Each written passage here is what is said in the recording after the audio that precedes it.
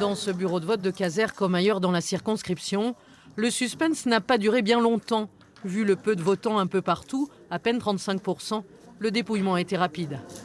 Aviragné 343. Joël Aviragné, le député socialiste sortant, est largement en tête. Il frôle les 40%. À sa permanence de Saint-Gaudens, le soulagement est de rigueur.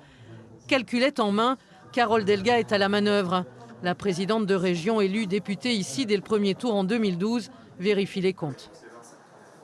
Joël Aviragné a fait un très bon score. Voilà, les Commingeoises et les Commingeois ont réalisé le travail fait par les socialistes, par la gauche et l'injustice de la politique gouvernementale. Vous attendiez un tel succès? Les habitants me l'avaient fait entendre, me l'avaient fait comprendre. Les signes étaient réels.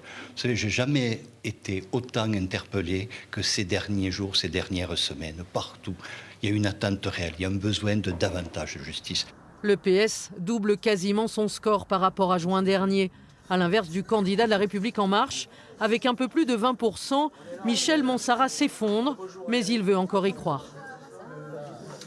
Ils ont fait le maximum là, c'est une élection là, pour eux, c'est toujours du mécontentement, c'est toujours du négatif. Et maintenant, la semaine prochaine, on va aller chercher ceux qui veulent vraiment la transformation de ce territoire, participer entièrement à cette transformation.